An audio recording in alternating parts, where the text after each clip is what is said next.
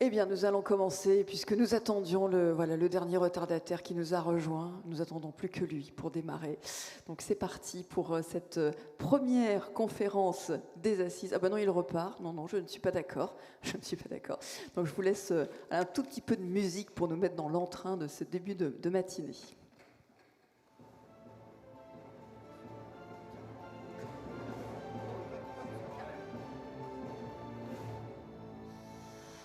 On ne se refuse rien. Voilà la fanfare pour démarrer cette première conférence des Assises européennes de la transition énergétique. Ce n'est pas la plénière d'ouverture, cela ne vous a pas échappé, puisqu'on se retrouvera tout à l'heure à l'Opéra pour la plénière d'ouverture. J'en profite pour vous présenter, vous avez vu le dessin de Louise Plantin, facilitatrice graphique, qui va nous accompagner pendant toute cette première conférence. Donc ses dessins, son regard, nous allons la voir peut-être travailler au fil de l'eau. Et puis je vous présente nos intervenants. Nous en avons 3 sur ce plateau et une naufragée des trains d'hier soir qui est restée bloquée en gare de Paris sur le quai, mais qui est avec nous. Donc je vais commencer par vous présenter Alice Morcrette. Merci d'avoir réussi malgré tout à nous rejoindre, représentante du réseau Séraphin et directrice de la Régie nationale du service public de l'efficacité énergétique des Hauts-de-France. Bienvenue. Merci, bonjour à tous. Et je suis vraiment désolée de n'être que dans ma chambre d'hôtel à Paris. Ah oui, en plus, vous étiez en transfert à Paris. Bon, au Tout à moins il fait. fait un tout petit peu frais, j'espère pour vous. C'est ça. Frédéric Delomo est également avec nous, directeur du pôle Habitat Énergie, l'agence parisienne pour le climat. Merci d'être avec nous. Olivier Principal, président de la FNAIM du Grand Paris et membre du bureau exécutif de la FNAIM. Et puis l'élu de la région, Antoine O'Haraud, premier adjoint à la maire de Dijon, vice-président de Dijon Métropole, délégué à l'urbanisme, à l'habitat, le renouvellement urbain, le PLUI, l'eau et l'assainissement. Voilà, et donc bienvenue dans cette table ronde également. Donc l'idée de cette conférence est de partager des retours d'expérience très concrets pour voir comment avancer sur ce défi d'une énorme ampleur, la rénovation énergétique. Alors on ne va pas vous noyer sous les chiffres, mais enfin j'en ai relevé quand même quelques-uns. Les copropriétés, aujourd'hui, on les estime à un peu plus de 800 000 copropriétés en France, sachant qu'il y en a à peu près 300 000 qui ne sont pas immatriculées. Donc difficile dans ces conditions de les référencer. L'Île-de-France est la première région qui comptabilise près de 165 000 copropriétés suivies de près par la région PACA. C'est à peu près un tiers des logements privés qui se situent aujourd'hui en copropriété, et les grands immeubles, la grosse phase de construction des immeubles, elle se situe entre les années 50 et 80, avant les premières réglementations thermiques. On a 5,4 millions de passoires énergétiques en France, mais pas que dans le parc de copropriété. Voilà, et puis la réglementation progresse, avance et se met en place régulièrement. On y reviendra avec notamment le DPE collectif qui se met en place, mais on est à peu près en retard partout. C'est ce que l'on verra. Alors, pour autant, on garde la motivation. Les choses avancent grâce à l'énergie notamment de nos intervenants ce matin. Vous avez un numéro de téléphone en dessous du live, en haut à droite. Ça arrive directement sur ma tablette si vous voulez m'interpeller, réagir, poser des questions au fil de l'eau. Je jetterai un coup d'œil de temps en temps. Donc voilà, c'est une façon d'être en lien. Et nous avons peut-être des micros dans la salle. Tiens, je ne me suis pas posé la question. Enfin bon, sinon je viendrai vous voir avec le micro pour poser des questions. On démarre par un état des lieux, une présentation pour commencer avec vous, Olivier Principal. Donc la vision nationale du secteur, c'est important de l'avoir dans une copropriété. Aujourd'hui, c'est pas simple de mettre en place des travaux de rénovation, tout simplement parce qu'on a des tas d'acteurs avec des intérêts complètement divergents. Racontez-nous. Bonjour, merci beaucoup pour votre invitation. Je suis très heureux d'être là à côté d'éminents experts. Oui, c'est compliqué parce que la copropriété, contrairement à la monopropriété, on n'a pas le même nombre de décideurs déjà. Dans une copropriété, on a une multitude d'intervenants différents. Il faut arriver à les mettre d'accord. Ils n'ont pas tous les mêmes intérêts et ça, c'est un premier accueil. Bien évidemment, ce qui est particulier dans le monde de la copropriété, c'est que on oppose parfois des intentions politiques à des intérêts individuels et un calendrier qui n'est pas le même. Quand la loi climat et résilience est sorti. On nous a imposé un calendrier d'exécution de travaux qui était déjà irréalisable, mais derrière, il fallait arriver à avoir l'adhésion des copropriétaires pour aller dans cette dynamique. Il faut beaucoup de pédagogie en copropriété, il faut beaucoup d'accompagnement, que ce soit des financements, que ce soit des aides, que ce soit aussi de l'ingénierie technique pour accompagner tout ça. Et ça ne se fait pas en un claquement de doigts, hein. C'est un marché qui est monumental. C'est probablement le marché du siècle. Encore faut-il ne pas nous l'imposer dans des délais de 3 à 5 ans. Donc voilà, on a des divergences. La politique, elle est extrêmement importante et la capacité à adapter les dispositifs est importante pour pouvoir embarquer la rénovation. Ce qu'on sait dans les immeubles, c'est que et les professionnels et les syndics et les copropriétaires ont envie d'améliorer leur habitat. Il y a une volonté patrimoniale d'améliorer l'environnement et puis de vivre. On voit bien avec l'époque qu'on traverse là en ce moment qu'on peut parler consommation énergétique, mais il faut aussi parler confort de vie. Hein, l'isolation thermique en fait partie. Il y a le confort d'été, confort d'hiver. Les deux arrivent, mais à des époques un peu différentes. Ça, c'est rigolo, hein, d'ailleurs. Donc du coup, on se doit aujourd'hui d'arriver à mobiliser tous les acteurs avec une ingénierie logique, avec un temps adapté pour arriver à avancer. Et aujourd'hui, on a bien vu qu'on a tardé pour avoir des dispositifs d'accompagnement ou de subvention efficaces, des financements. Là, c'est le financement qui bloque.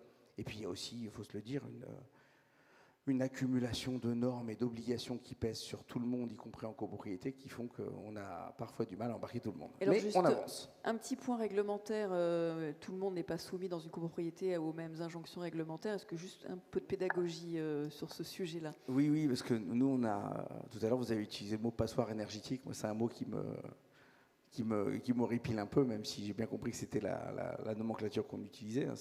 Une passoire, c'est un logement sur lequel on y a mis une étiquette. Hein. Avant, il n'y avait pas d'étiquette.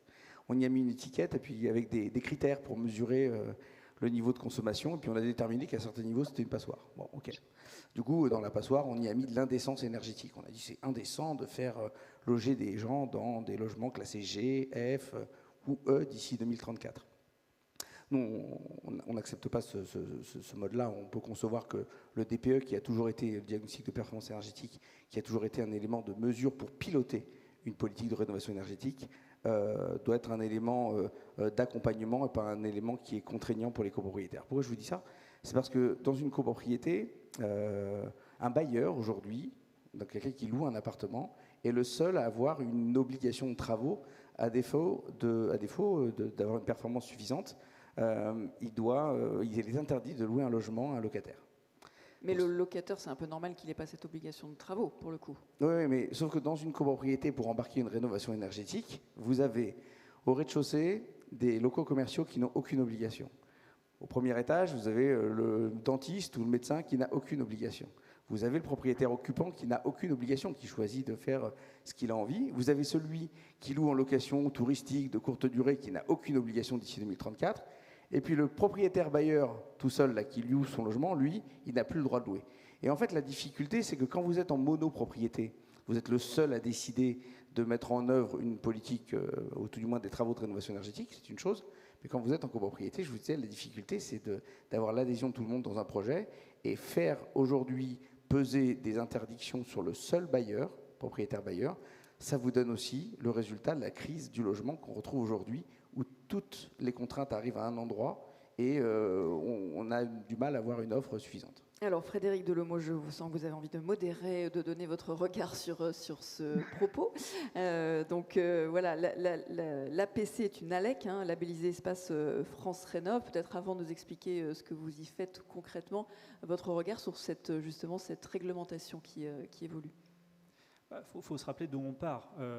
Et Olivier, tu te souviens bien de à quoi ressemblaient nos assemblées générales de copropriété il y a une dizaine d'années, où on avait un gros problème, c'est que les propriétaires bailleurs étaient complètement absents de la décision. Et malheureusement, on s'est retrouvé avec une réglementation qui, partant de ce constat, a ciblé en effet le locatif et donc les propriétaires bailleurs qu'on retrouvait absents de nos assemblées générales de copropriété. On peut quand même rendre à la réglementation d'avoir un peu fait bouger les curseurs sur ce point. C'est-à-dire que certes, sans doute de façon maladroite, et sur les propositions, je pense qu'on peut se retrouver, mais voilà, on partait de ça, en fait, d'une décision qui est assurée par l'Assemblée générale des copropriétés, réunie au moins une fois par an par le syndic, dans laquelle en fait on avait quelques propriétaires occupants, parfois un peu motivés pour maintenir en bien leur état, qui habitent dedans, donc forcément ils sont un peu plus intéressés, et puis qui constataient à chaque fois qu'ils n'avaient pas les majorités parce que les propriétaires bailleurs étaient absents. On s'est retrouvé avec cette réglementation. Ce qu'on a constaté, nous, en tant que service public, c'est que sur les premières années de la mise en place de la réglementation, on a vu un changement, une bascule considérable. On avait moins de 5% de notre public qui était représenté par des propriétaires bailleurs, et d'un seul coup, c'était 40% de propriétaires bailleurs qui venaient à nous pour parler de rénovation.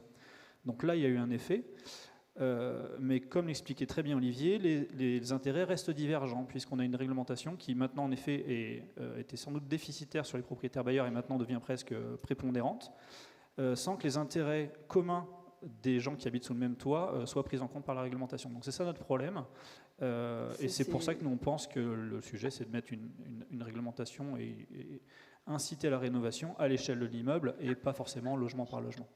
Alors, du coup, quel est votre constat sur votre territoire, le patrimoine des copropriétés, et comment vous les accompagnez très concrètement? Mais peut-être déjà partons du constat, et j'ai une réflexion dans la salle qui m'est arrivée, avec justement en plus une situation, alors à Paris, mais pas qu'à Paris, à Dijon aussi, des immeubles en secteur classé qui ajoutent une difficulté effectivement supplémentaire pour la rénovation. Il n'est pas question dans ces secteurs-là d'avoir une rénovation énergétique par l'extérieur notamment, voilà, mais pas que. Alors peut-être déjà pour en effet revenir sur ce que c'est que notre mission à l'Agence parisienne du climat. Donc vous l'avez dit, on est labellisé Espace Conseil France Rénov'. Le vocabulaire a changé à plusieurs reprises ces dernières années, mais l'idée c'est une mission de service public au service des habitants de notre territoire pour les aider à s'y retrouver dans ces enjeux d'amélioration environnementale du logement, de comprendre les réglementations qui se cumulent, qui ne sont pas toujours cohérentes comme on vient d'en discuter, de connaître les aides et surtout de trouver comment se mettre sur les rails d'un projet de rénovation énergétique. À l'APC, quand on a été créé en 2011, le constat il était évident, hein, le territoire de Paris, c'est le logement, c'est la copropriété pour 80% du logement, le reste c'est du parc social.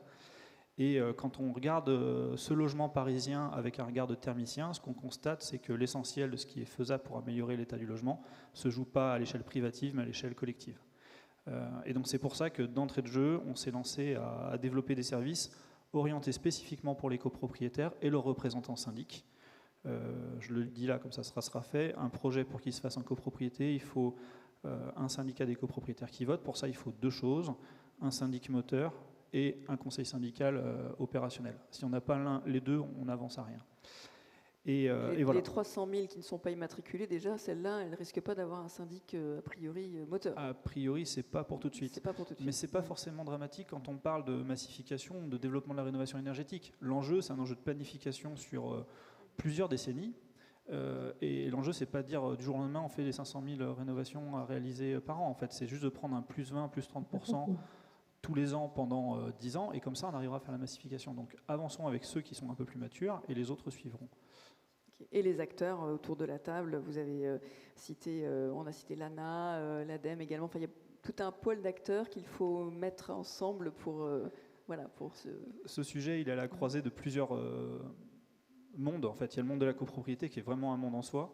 Il y a le monde de l'action publique et de l'action publique environnementale, et puis il y a le secteur du bâtiment et ses filières. Et l'enjeu, c'est en effet, là, on comprend tout de suite qu'il y a vraiment un sujet de sport d'équipe, de réussir à mettre tout le monde, chacun à son niveau, pour faire avancer un projet de rénovation. Et c'est pour ça qu'on a créé Coach CoPro, qui est une plateforme dans laquelle on retrouve une série d'outils qui aident les pouvoirs publics locaux à mettre en place une méthodologie pour accompagner les copropriétés dans leur projet de rénovation. Alors, on reviendra plus précisément sur la façon dont Coach CoPro accompagne justement les copropriétés. Alice Morcret, vous êtes avec nous. Racontez-nous. Alors, vous avez décidé de cibler, devant l'ampleur de la tâche, particulièrement les copropriétés fragiles et dégradées. Pourquoi ce choix? Et peut-être comment votre régie, est-ce qu'on vous a toujours avec nous, Alice? Je ne vous vois plus dans l'écran de retour. Oui, vous êtes là, parfait. Oui, alors, juste, on n'a pas vraiment ciblé les copropriétés fragiles, c'est juste qu'on met en œuvre un dispositif qui est particulièrement intéressant pour elles, en fait. Et effectivement, on parle quand même pas tout de suite des copropriétés dégradées parce que, ça a été dit tout à l'heure, les copropriétés dégradées, qui sont souvent dégradées au sens de la gestion et vraiment du bâti, il y a plein de choses à faire avant de les engager sur des travaux. Et donc, c'est un process un petit peu plus long. Mais en tout cas, sur les copropriétés fragiles, l'intérêt, c'est que, en tout cas, ce qu'il faut se souvenir, c'est que quand il y a une fragilité financière, notamment avec des difficultés de paiement de certains copropriétaires, eh bien, les économies d'énergie, elles sont un vrai levier parce que c'est bien en leur redonnant du pouvoir d'achat qu'on va leur permettre de mieux maîtriser leur copropriété. Donc, il ne faut pas attendre trop longtemps non plus avant de les lancer dans des travaux énergétiques parce que ça peut leur faire quand même pas mal de gains. Et l'idée du tiers financement, et en tout cas la façon dont on l'a mis en place en Hauts-de-France, c'est effectivement de se placer en maître d'ouvrage délégué pour simplifier tout ce qui vient d'être dit. Ça a déjà été dit plusieurs fois que c'était compliqué, qu'il y avait beaucoup d'acteurs, qu'il fallait mobiliser le syndic, le conseil syndical, l'ensemble des copropriétaires. Il faut qu'ils comprennent ce que leur dit la maîtrise d'œuvre, l'architecte. Il faut ensuite qu'ils arrivent à suivre l'ensemble des flux financiers. Enfin, ce sont vraiment des projets complexes. Et la maîtrise d'ouvrage délégué, ça nous permet, nous, pour le compte du syndicat des copropriétaires, en fait, eh bien, de contractualiser avec l'ensemble des acteurs, d'être un peu le chef de projet et d'amener la copropriété petit à petit à maturer le projet. Donc, nous, on fait 3 assemblées générales. On va vraiment amener les copropriétaires à réfléchir, alors d'abord le conseil syndical, puis les copropriétaires, mais à réfléchir à leur projet et à le maturer. Et puis surtout, on va les accompagner financièrement. Parce que engager de l'argent, parce que souvent dans les copropriétés, quand on veut se lancer dans un projet, il faut déjà collecter les fonds de tous les copropriétaires qui vont autofinancer. Mais quand on est un peu en difficulté financière et qu'on n'a pas forcément bien confiance dans le fait que les travaux vont avoir lieu, c'est très difficile de mobiliser des fonds et de les confier au syndic. Donc la maîtrise d'ouvrage délégué, ça nous permet, nous, de faire l'avance de la totalité des travaux, de démarrer assez rapidement les travaux et de donner confiance aux copropriétaires sur le fait que le projet va se faire. Donc, on avance tout et puis surtout, on est en capacité de faire ce fameux éco-PTZ collectif qui est quand même l'outil financier qui existe aujourd'hui et qui permet de financer la rénovation énergétique à taux zéro pour les copropriétaires. Donc, c'est l'outil le plus adapté et on le fait en direct et on le fait sans passer par le syndic. Enfin, le syndic n'a pas besoin de gérer l'ensemble des fonds et donc ça simplifie beaucoup les choses aussi. Donc, le syndic est rassuré parce qu'on va l'aider à gérer ce projet et même parfois prendre les rênes. Le conseil syndical est rassuré, les copropriétaires maturent leur projet petit à petit pour être amenés à voter favorablement des travaux et puis au final, ils peuvent financer avec cette éco-PTZ reste à charge. Et oui, merci Alice Morquette. Effectivement, le financement, lever des fonds, c'est bien ça l'essentiel. Comment on fait? On verra que c'est quand même un des freins, le frein principal pour la rénovation des copropriétés, avec la motivation, bien sûr, pour les travaux. Antoine O'Haraud, à Dijon, 68% des habitants vivent en logement collectif. Vous avez fait le choix politique, là aussi, de vous concentrer une partie de votre action sur les collectivités, les copropriétés les plus dégradées, celles des quartiers prioritaires. Là aussi, il fallait cibler. Bonjour à toutes et à tous, bienvenue à Dijon. On est heureux d'être là pour cette première table ronde de ces assises. Et puis le président François Rebsamen et la maire de Dijon vous accueilleront dans quelques instants à 11h à l'auditorium à l'Opéra. Effectivement, on a lancé un programme autour des copropriétés dégradées, en particulier dans les quartiers politiques de la ville, parce que le parc public a été massivement rénové. Et c'est une très bonne chose. En particulier, je peux vous citer le quartier de la Fontaine-Douche, où on a créé un quartier à énergie positive. C'est le quartier Response, le projet Response, qui est d'ailleurs dans le programme de visite qui vous sera proposé dans les jours à venir. Et on commence à sentir une vraie dissension sociale au sein de ces quartiers entre les copropriétaires qui sont dans des grandes copropriétés dégradées, qui voient l'immeuble d'en face dans le parc public se rénover et qui, eux, ont une vraie difficulté pour accéder à la rénovation énergétique. Et donc, on sent un basculement parfois de la défiance, du ressentiment de ces copropriétaires qui, contrairement à ce que parfois on pourrait penser, être propriétaire ne veut pas dire être riche. Et dans des copropriétés où vous avez parfois des T4 qui valent la peine 40 000 euros parce que des copropriétés qui n'ont été pas ou peu entretenues. Et donc on a effectivement lancé un programme dans ces quartiers politiques de la ville. On a étudié en 2016 environ 25 copropriétés et 7 ont été retenues, 4 à Chenauve et 3 à la Fontaine-Douche. Et donc là, on va rentrer pour la première d'entre elles, on l'espère, à l'Assemblée générale du mois de novembre dans la phase de travaux. Mais c'est un accompagnement très long, c'est un accompagnement qui se fait avec le soutien de l'État et avec l'ANA. Et la métropole apporte des financements complémentaires. Par exemple, sur la première copropriété, qui est la copropriété des Champs-Perdrix, c'est un petit peu plus de 300 logements. On est sur une enveloppe globale de travaux à hauteur de 14 millions d'euros. Et on va mobiliser des financements extrêmement importants. La métropole va apporter un petit peu moins de 3 millions d'euros, l'État environ 9 millions d'euros. Et donc c'est tout ça ensemble. Et ce sont des aides ou un prêt? Non, ce sont des aides. Okay. Ce sont des aides directes pour faire baisser la facture à la fin aux copropriétaires. On apporte même des surprimes pour les foyers les plus en difficulté financièrement, avec des primes qui vont de 2 à 5 000 euros, qui sont données directement. Alors, on ne les donne pas directement au foyer, on les donne au syndic, mais en ciblant les copropriétaires qui sont les copropriétaires les plus en difficulté financière. Et l'objectif à la fin, c'est d'arriver à un reste à charge qui soit supportable pour la majorité des copropriétaires et qu'à la fin, en Assemblée générale, les travaux soient votés. Parce qu'on a la nécessité de le faire. Alors ça, c'est le programme spécifique sur les quartiers politiques de la ville. Et puis on a identifié un certain nombre d'autres copropriétés dans Dijon. Quand vous êtes arrivé par la gare, voilà, juste au-dessus de la gare, par exemple, vous avez une grande tour qui est la tour Bagatelle, avec des surcoûts liés à la grande hauteur, hein, quand on fait des travaux de rénovation, avec des grues qui sont spéciales, des échafaudages spéciaux. Et donc, pareil, on met en place des programmes d'accompagnement avec des financements mobilisés par l'État et par la métropole pour accompagner ces copropriétés. On est là sur les copropriétés très dégradées. L'enjeu qui est devant nous, vous l'avez dit, on a près de 80% des habitants qui vivent dans du collectif sur la ville de Dijon et 70% à l'échelle de la métropole, comme dans toutes les villes.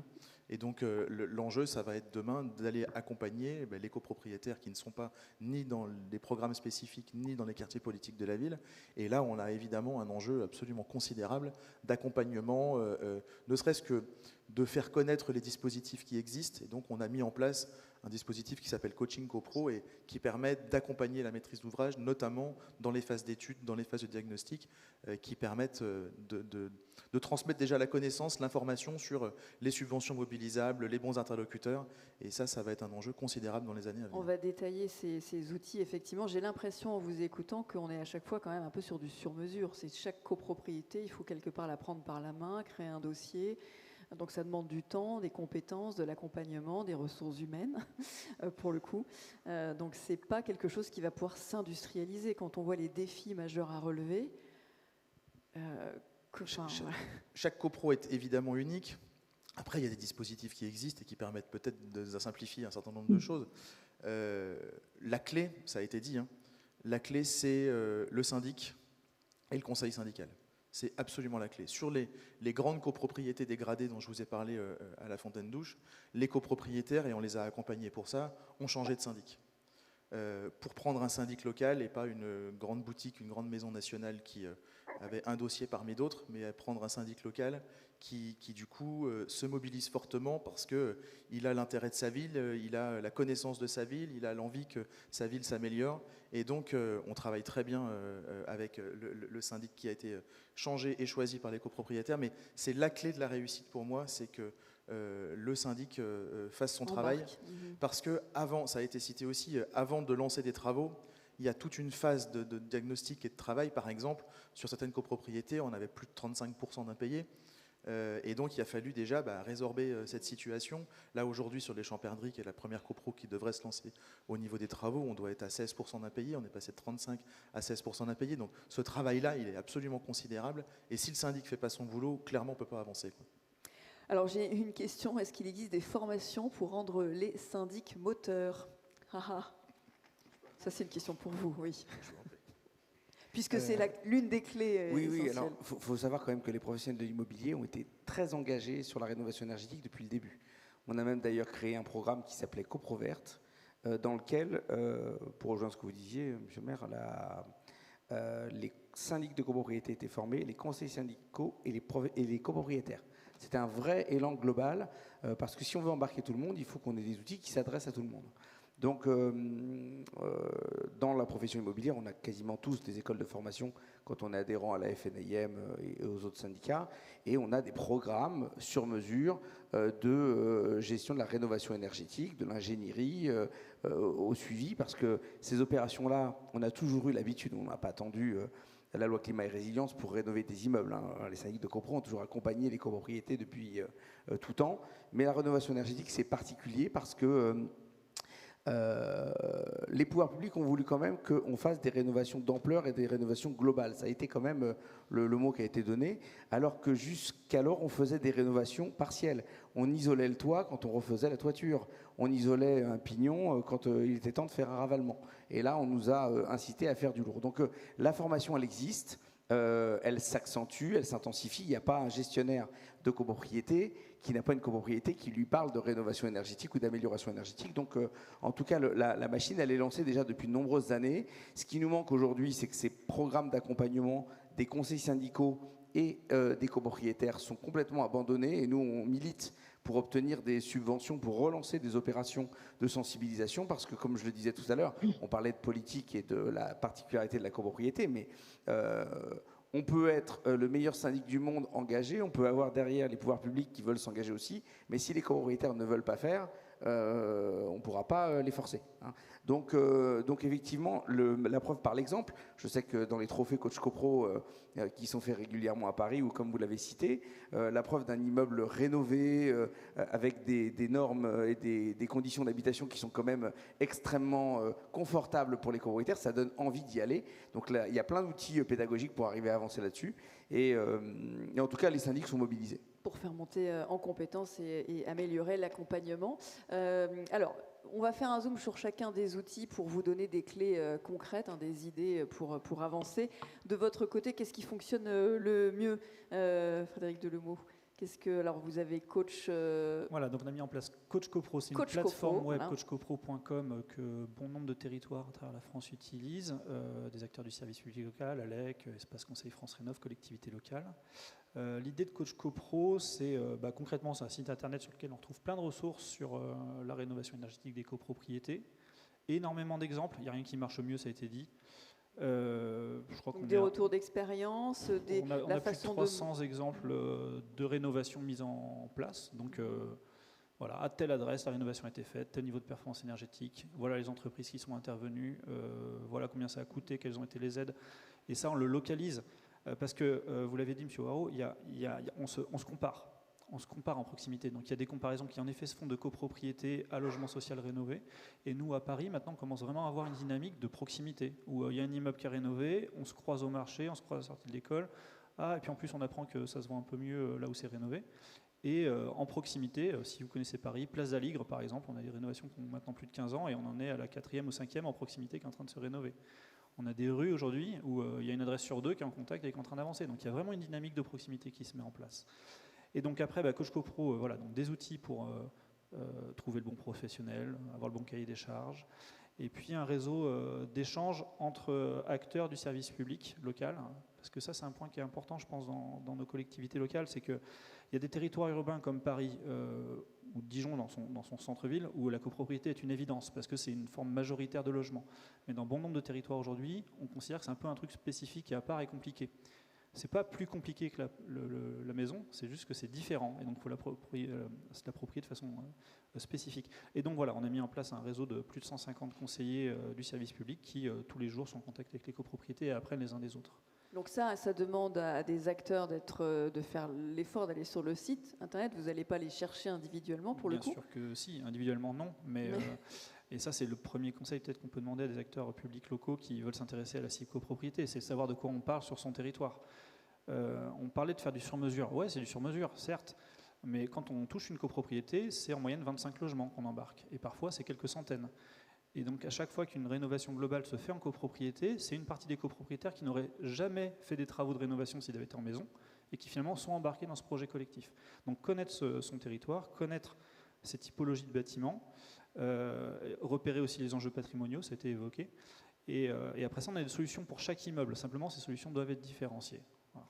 Dans les solutions, alors la façon de motiver, de mobiliser, on a beaucoup parlé des factures d'hiver de chauffage. Là, on pourrait parler juste de pouvoir vivre dans un appartement en surchauffe l'été, enfin pas l'été, dans les vagues de chaleur qui sont de plus en plus précoces. Est-ce que ça peut être de nature? Alors, est-ce que déjà vous faites évoluer votre site internet pour prendre en compte ces évolutions aussi de la société et de ce que nous sommes en train de traverser? Et est-ce que c'est un facteur qui, selon vous, peut aussi mobiliser un public plus large? la plupart des copropriétaires qui viennent de rénover nous font d'abord un retour positif sur le confort d'été avant le confort d'hiver, parce qu'on le ressent de façon beaucoup plus évidente. Le confort d'hiver, on va le retrouver aussi, mais surtout sur les factures qui viennent derrière. Donc finalement, on s'en rend compte moins de façon évidente. Donc ça, c'est notre premier argument qui est systématique, améliorer le confort. Donc ça, c'est un super argument pour les propriétaires occupants. Ensuite, valeur verte, évidemment, et ça joue plutôt pour les investisseurs, en tout cas dans les profils d'investisseurs. Et puis, voilà, à peu près les arguments qu'on peut avoir. En fait, il faut les différencier au cas par cas. Voilà. Merci. Sur les outils qui fonctionnent, alors c'est dans l'état d'esprit. Alors, le nom est assez proche, hein, coaching. Oui, c'est Coaching CoPro. Coaching CoPro aussi. On prend bien l'état d'esprit. Voilà, c'est ça. On garde l'état d'esprit. Comment ça fonctionne Et bien pareil, on a un guichet qui s'appelle Rénoveco, qui est le guichet de la rénovation énergétique sur la métropole, et avec un dispositif spécifique pour les copropriétés qui s'appelle Coaching CoPro, et où on accompagne les copropriétaires dans leurs projets de rénovation thermique. L'enjeu, c'est aussi de faire connaître les dispositifs, c'est le aller vers. Donc on participe à beaucoup de salons de l'habitat, etc. On fait de la publicité autour de ces éléments-là, de la communication, et ça, c'est vraiment aussi le faire savoir. Et l'enjeu, encore une fois, c'est aussi de le faire savoir auprès des syndics, pour que les syndics, dans les assemblées générales de copropriété, sachent que les dispositifs existent. Et donc, voilà, on a aussi toute cette formation, cette information auprès des syndics de copropriété, pour que, lors des assemblées générales, ils puissent faire connaître les dispositifs, pour aussi, des fois, rassurer les copropriétaires en disant, si vous engagez un processus de rénovation, on peut aller chercher des subventions, on peut vous accompagner, la collectivité est là aussi pour le faire, et ça fait partie des outils aussi de formation, d'information, pour transmettre la bonne connaissance de nos dispositifs. Et ça fonctionne? Ça fonctionne. Oui, ça fonctionne. Vous aimeriez bien que ce soit un petit peu en fait, plus... Non, on aimerait bien. La difficulté après qu'on va avoir, c'est une question de moyens. L'enjeu est tellement considérable, les sommes mobilisées vont être tellement considérables que oui, ça fonctionne. Pour l'instant, on est sur un rythme qui nous convient bien budgétairement et financièrement. Mais voilà, demain, on sait que si ça explose, on aura des difficultés de financement parce que ce sont des budgets qui sont colossaux qui sont devant nous. Donc rappelez-nous l'enveloppe que vous avez... Alors ça dépend si on est dans les quartiers, mais c'est plusieurs millions d'euros par an qui sont mobilisés uniquement au niveau de la collectivité pour accompagner les copropriétaires. On a des autorisations de programme sur les copropriétés dégradées, donc des autorisations spécifiques sur ce dispositif-là. Après, il y a une chose, il faut se le dire, aujourd'hui ça fonctionne très bien avec l'État. L'ANA, qui est une agence de l'État, amène beaucoup de financement. Si demain l'État arrête de porter cette politique, on ne pourra pas le faire. On ne pourra pas le faire, clairement. J'ai une question pour vous, plusieurs questions. Pouvez-vous m'expliquer comment la métropole met en œuvre l'obligation de travaux de rénovation énergétique embarqués lors de l'instruction des déclarations préalables? Comment identifiez-vous les situations où ces travaux sont exigibles? Quels outils? J'ai mal entendu le début de votre question. Comment vous mettez en œuvre l'obligation de travaux de rénovation énergétique? Dans quelle situation? Comment vous arrivez à identifier les endroits, les copropriétés où les travaux sont obligatoires à mettre en œuvre? Alors, sur les obligations, je vais dire quelque chose que je ne devrais pas dire, mais il y a la loi, il y a l'esprit de la loi, et puis il y a la réalité. Il n'y a pas de sanction. Donc il y a beaucoup de copropriétés aujourd'hui qui ne respectent même pas leurs obligations en termes de DPE, avant même d'imaginer faire des travaux, parce qu'il n'y a pas de sanction.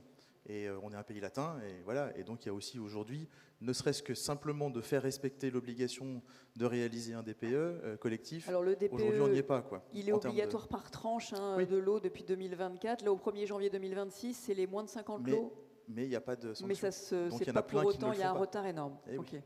Donc de toute façon, c'est ça, il faut... Ouais. Oui, donc pour répondre à la question qui vous a été posée, c'est vrai que le sujet des travaux embarqués qui nécessitent, quand vous rénovez votre toiture, d'isoler thermiquement le toit, par exemple, c'est effectivement des éléments que la ville peut détecter au terme de la déclaration préalable de travaux, puisqu'elle pourrait voir que dans le projet, il doit y avoir nécessairement ce contrôle pour accompagner. C'est vrai que c'est pas fait de la même façon sur l'ensemble des territoires, mais c'est déjà un premier élément, parce que le sujet des travaux embarqués, ça date d'il y a longtemps déjà. Ça date d'il y a longtemps.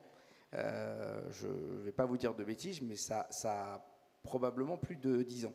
Donc, bien avant Climat et Résilience. Donc, du coup, on a effectivement des moyens de le contrôler. La difficulté, c'est que vous ne pouvez pas obliger une copropriété à faire. Aujourd'hui, on ne peut... Alors, s'il y a bien évidemment un risque sur la sécurité des façades, etc., mais qu'une performance énergétique ne soit pas bonne au regard du DPE pour un immeuble, c'est un fait. La seule interdiction, c'est de louer. de louer à usage d'habitation de la loi du 6 juillet 89, exactement. Voilà. Donc l'arsenal législatif n'est pas très... Et puis je pense que le forcer à faire, ça ne marche pas. Donc ça ne marche pas. Il faut motiver, il faut inciter. D'ailleurs, pourquoi on arrive à embarquer plus facilement les copropriétés dégradées? Alors, les copropriétés dégradées, il y en a à peu près 1200 sur le territoire national. Sur les 800 000 copropriétés, autant vous dire que c'est une petite partie, mais ça relève du pouvoir administratif accompagné par l'État avec des subventions publiques. Donc c'est plus facile à faire parce qu'il y a des subventions et des financements. Sur une copropriété, la copropriété Monsieur, Madame, tout le monde, où chacun décide en assemblée générale, si vous n'arrivez pas à accompagner d'abord parce que les subventions, elles ne se déclenchent que si on fait des très grosses rénovations dans lesquelles on n'a pas nécessairement le gain énergétique. Vous parliez tout à l'heure des immeubles classés avec des façades. On ne va pas enfermer des façades haussmanniennes ou des immeubles de style derrière de l'isolant thermique tout plat qui ressemble à rien. Ou sinon, si vous commencez à refaire des modés nature en extérieur par-dessus l'isolant thermique, vous montez sur des budgets de travaux qui sont monumentaux. Donc à un moment donné, il faut aussi tenir compte du fait que le bâti existant, il est là, on doit l'améliorer pour les raisons qu'on a évoquées. Et je pense qu'il faut continuer à accompagner les opérations de travaux qui sont faites au fur et à mesure et pas que subventionner les grosses opérations de rénovation énergétique. Les opérations, c'est 7 ans dans une copropriété pour arriver à sortir un projet. Et dès le démarrage, quand on commence à chiffrer des travaux d'une rénovation un peu lourde, s'il n'y a pas de subvention, ça ne sort pas. Il faut se le dire, ça ne sort pas. Donc il faut se mobiliser. On va arriver justement sur le financement. Antonin Haro et ensuite Alice Morquette. Oui. Je voulais simplement rajouter un mot en termes de frein aussi sur les secteurs sauvegardés et les immeubles classés. Dijon, on a le 2e secteur sauvegardé de France en termes de surface. Vous allez découvrir la ville. Je me suis baladée hier soir, j'avoue que... Voilà, on a un centre-ville absolument splendide, magnifique, avec du patrimoine historique remarquable. Mais l'enjeu de la rénovation thermique, alors là, dans un quartier comme ça, c'est presque infaisable au regard de la réglementation actuelle. Le centre-ville de Dijon, le secteur sauvegardé, il a son propre règlement en termes d'urbanisme. Il est en dehors du plan local d'urbanisme intercommunal habitat et déplacement. Le PLUHD, c'est le PSMV, le plan de sauvegarde et de mise en valeur du centre-ville, qui date de 1990, qui n'a jamais été révisé et qui classe les façades. Donc là, on va lancer, la maire et le président ont écrit au préfet, puisque c'est le préfet, la direction régionale des affaires culturelles qui pilote une modification d'un PSMV. C'est un travail qui va durer quasiment le mandat. Avec une enquête publique qui devrait arriver, on l'espère, en 2031, peut-être 2032. Pour arriver à quoi? Pour arriver à réviser le plan de sauvegarde du centre-ville de Dijon, du centre-ville historique de Dijon, et pour pouvoir mettre dans le plan de sauvegarde des objectifs et des éléments qui permettent d'engager des rénovations énergétiques. Mais alors quoi, vous n'allez pas faire de la rénovation énergétique, faire de l'isolation en façade, par exemple? Non, mais par contre, il y a plein d'autres techniques qui existent. Ouais, okay. Il y a plein d'autres techniques qui existent. Aujourd'hui, il y a un guide qui a été publié par les services de l'État qui permettent de donner déjà quelques indications, mais je pense aussi qu'il faut qu'on adapte malgré tout la rénovation du patrimoine aux usages d'aujourd'hui. Voilà, et qu'il ne faut pas simplement être dans une vision strictement figée de la manière dont on pense le patrimoine. Le patrimoine, il faut qu'on le transmette, mais il faut aussi qu'on l'adapte aux usages. Et puis aussi d'avoir une approche globale aussi dans la ville, dans l'urbanisme, les îlots de fraîcheur hier soir qui étaient particulièrement appréciables, et il y en a à Dijon, heureusement. Oui, il y en a plein. On a donc une ville favoriser aussi la biodiversité, enfin, c'est un ensemble, c'est pas que le... Mais sur le centre-ville, moi je pense qu'il faut aussi qu'on ait nos architectes des bâtiments de France, voilà, les services de l'État qui évoluent dans la manière dont ils pensent le patrimoine, pour que le patrimoine il soit aussi adapté aux usages du XXIe siècle et qu'il soit aussi adapté aux enjeux.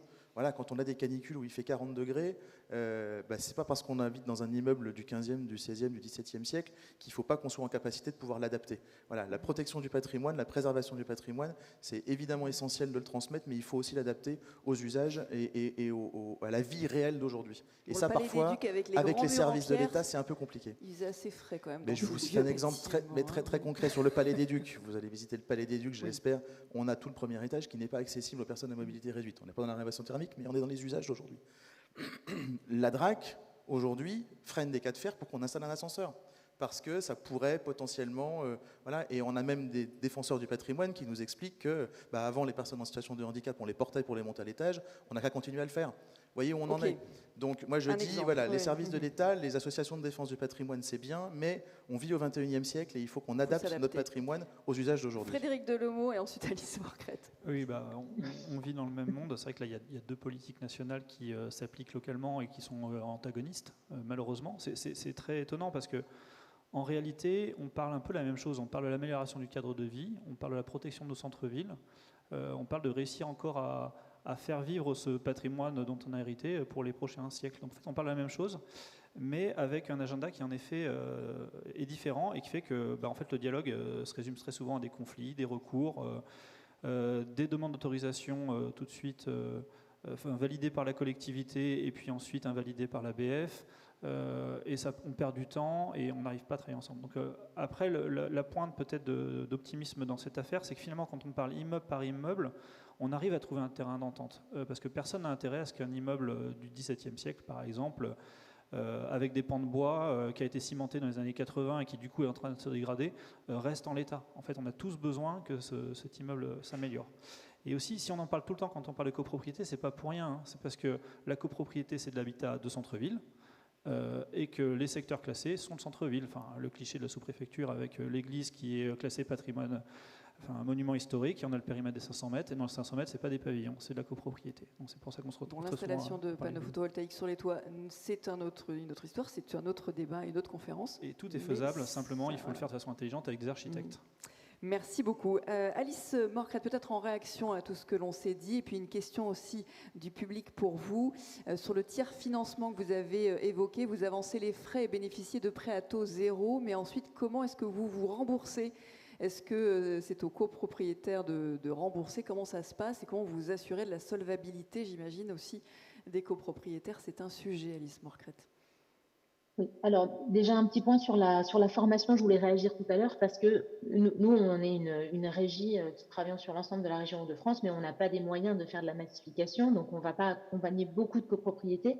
Par contre, quand on fait un accompagnement très poussé d'un syndic et d'un conseil syndical, ce syndic qui a aussi été formé en général par l'AFNAIM et autres, il acquiert une expérience et après il peut reproduire sans nous et voilà, et ça fait boule de neige. Donc ça c'est aussi important que les syndics testent en fait et se laissent aller. Et on a aujourd'hui beaucoup de syndics qui deviennent proactifs, qui regardent leur parc de copropriété et qui choisissent les copropriétés prioritaires pour lancer leurs travaux.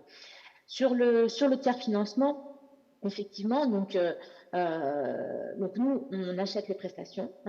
Donc notre prestation à nous, qui inclut la maîtrise d'œuvre, l'architecte, les bureaux d'études, les diagnostics amiantes, qui sont des études très très chères aussi, et qui sont souvent un peu difficiles à estimer au début du projet, nous, on les a inclus dans notre coût à nous pour la copropriété de manière à ce que ce soit forfaitaire. Donc la copropriété, quand elle commence son projet, elle sait exactement quel va être le coût d'études puisqu'il est forfaitaire et c'est nous qui allons nous arranger. Nous, on est financé pour ça, hein, on a des subventions pour permettre ce truc-là. Sur le coût des travaux, on avance la totalité du montant des travaux. On collecte les aides en direct, donc bien sûr, on va chercher ma prime rénov', les aides collectives, des collectivités locales, etc., qui sont en général effectivement au moins 50% du budget des travaux.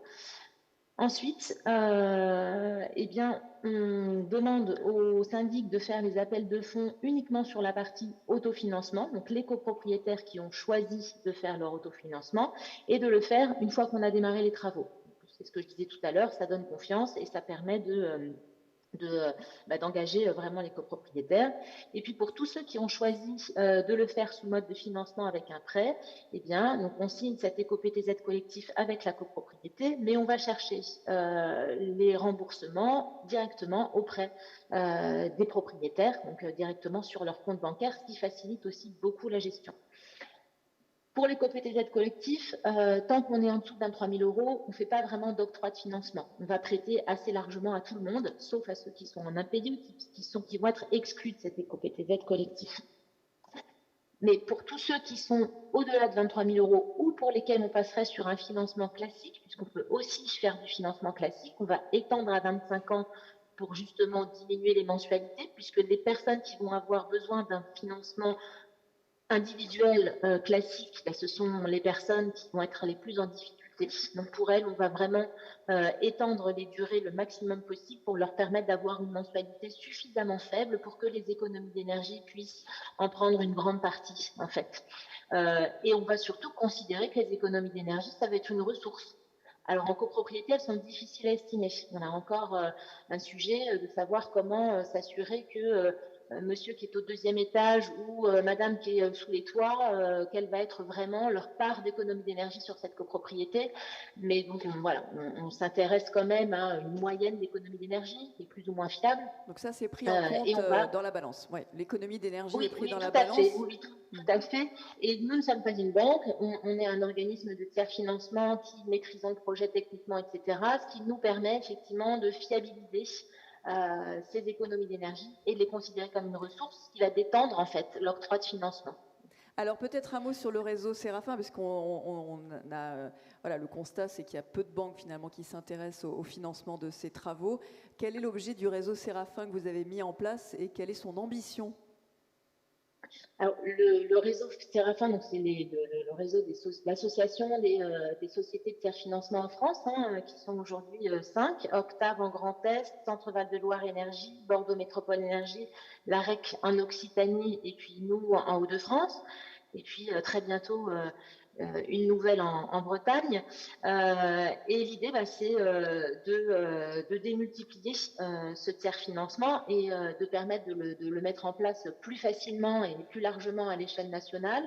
On a répondu collectivement avec d'autres partenaires à l'appel à projet Oreno de l'ADEME pour essayer de construire un outil de financement national, la Banque de la Rénovation à notre sauce, on va dire, qui permettrait justement d'engager l'ensemble des banques dans un outil donc, du financement privé, dans un outil de financement qui serait vraiment adapté à la rénovation énergétique.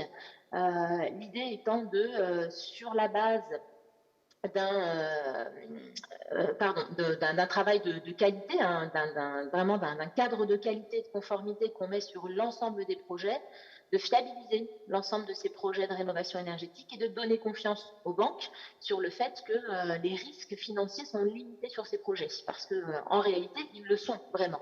Ça permet effectivement de mutualiser les risques à travers cet outil du réseau Séraphin, de cette future banque de la rénovation. À votre sauce, comme vous avez dit. Alors peut-être une réaction sur cet outil de financement, sur le financement en général, sur ce qui manque et sur ce qu'il faudrait mettre en place. Alors cet outil, ou le voir se développer peut-être. Nous, on est très heureux d'avoir enfin une vraie mobilisation autour du financement. Je dis enfin parce que la loi Climat et Résilience, c'est 2021. On est en 2026. Et les premières interdictions ou les premières pénalités sont tombées en 2023. Donc, interdiction de réviser les loyers, interdiction de louer, enfin voilà.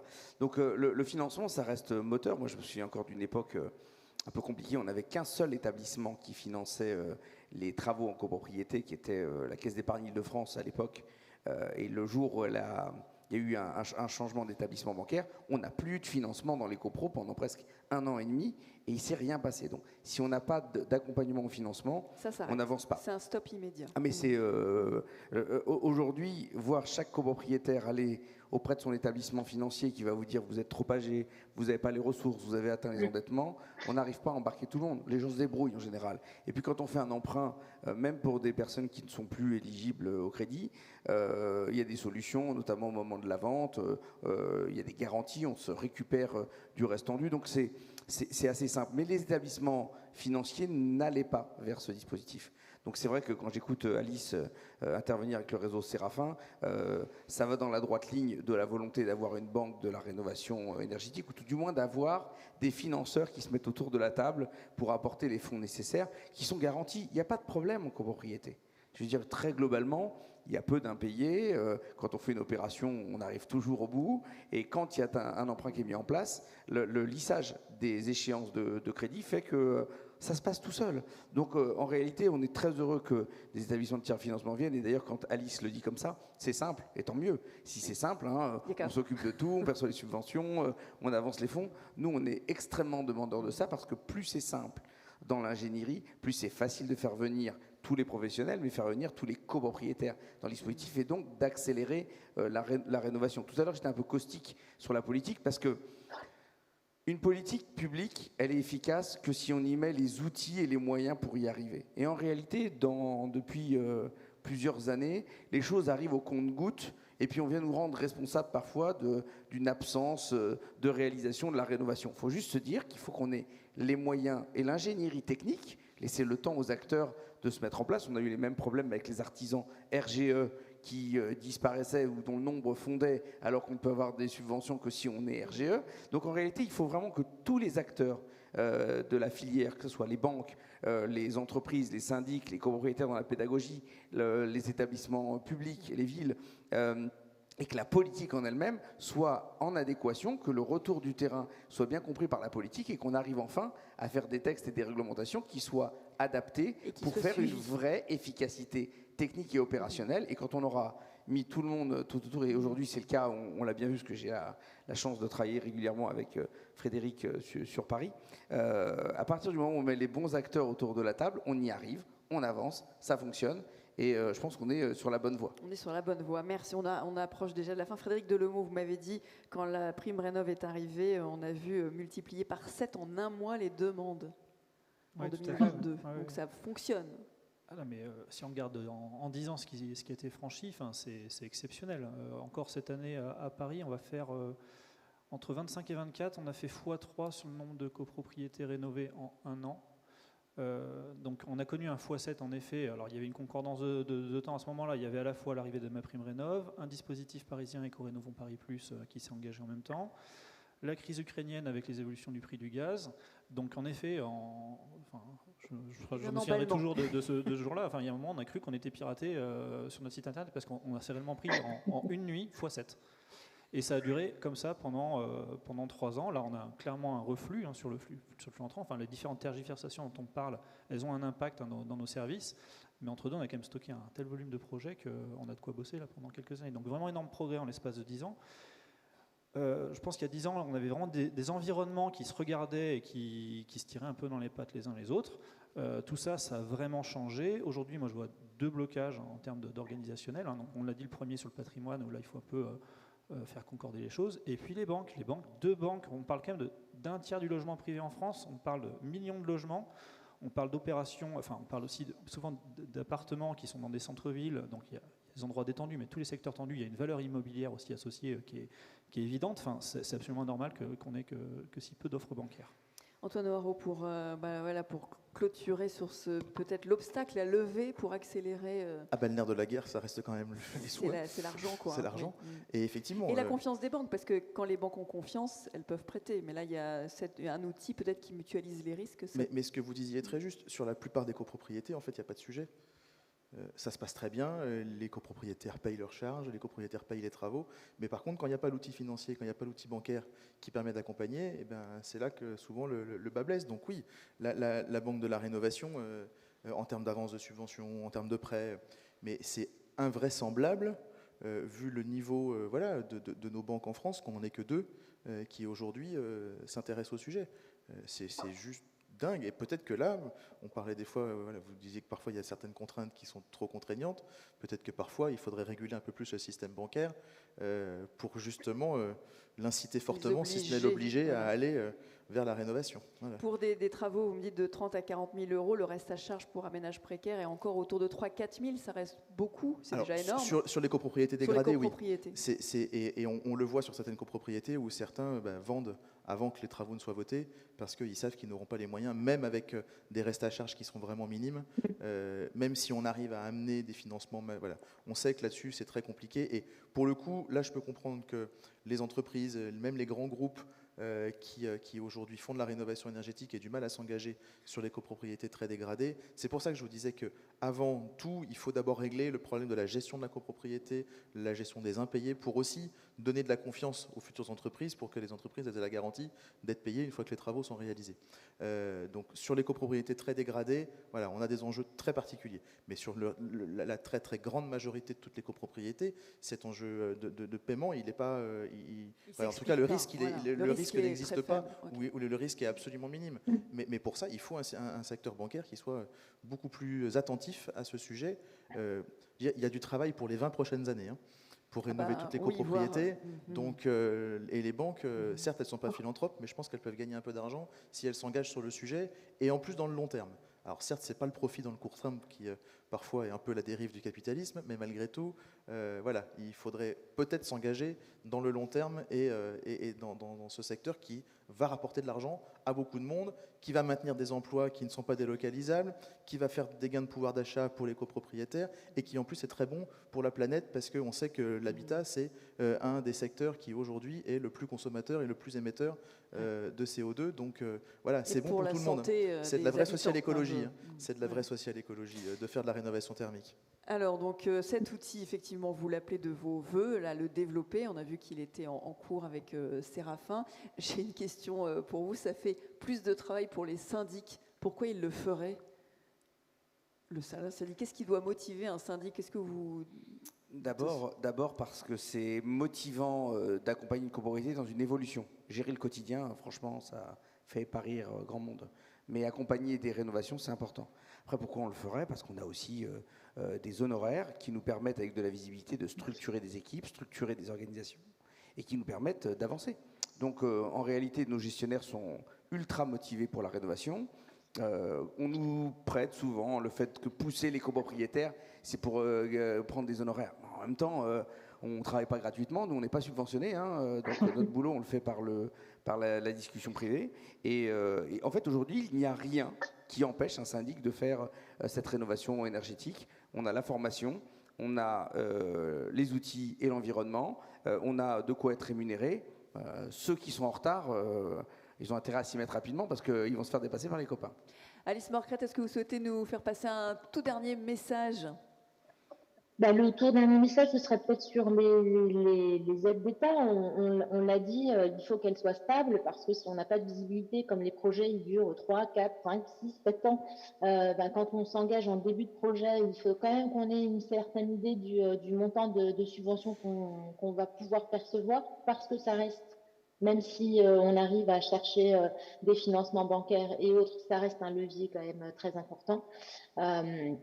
Et ça, c'est vraiment le nerf de la guerre. On le voit aujourd'hui, l'instabilité, elle est surtout sur la maison individuelle. Et pourtant, ça crée un sujet sur la copropriété, des craintes, une méfiance. Voilà. Donc ça, c'est plutôt un message pour les institutions. Et puis, effectivement, il faut juste que tout le monde prenne confiance. C'est pas seulement les banques, c'est aussi les artisans, c'est aussi les syndics, c'est aussi juste les propriétaires. Tout ça, c'est réalisable en fait. Il faut un peu de temps, un peu d'énergie, mais avec de la stabilité et des professionnels, il n'y a pas de sujet pour moi. Merci beaucoup, Frédéric Delomoy. Est-ce que vous souhaitez aussi passer un dernier message pour conclure? Quelle chance on a de travailler sur cet objet de la copropriété. Ça résume énormément de défis de notre transition écologique. On est quotidiennement sur des sujets de vivre ensemble, d'intérêts divergents à faire converger. Souvent on dit que la copropriété, c'est le plus petit niveau de démocratie. Et réellement, c'est ça le sujet. Et finalement, à chaque fois qu'on arrive à faire avancer un immeuble sur ces sujets-là, c'est un petit peu la société française qu'on fait bouger. Merci. Est-ce que l'on peut remettre le dessin de Louise en fond? Voilà, super. Alors, il y a une question. Est-ce que l'on pourra récupérer les dessins de Louise? Alors, ils seront affichés, il me semble, c'est ça, hein, dans le hall d'accueil, donc vous pourrez les regarder. Et je pense qu'on a une bonne synthèse de nos échanges lors de cette table ronde. Est-ce que cela vous convient? Est-ce que cela vous va? Antoine, vous voulez dire un mot? Vous tout y est? Alors, tout y est, et puis profitez bien de Dijon. Voilà. Merci pour l'invitation. Merci à vous d'avoir été là. Le vin est bon, la gastronomie est bonne, donc profitez-en. Oui, c'est ça, exactement. Merci pour vos questions aussi, qui m'ont permis de co-animer avec vous. Et donc, on se retrouve dans 1 heure, enfin un peu moins d'1 heure. Hein. Venez quand même directement à l'Opéra pour la plénière d'ouverture pour lancer officiellement ces assises. Donc à tout à l'heure.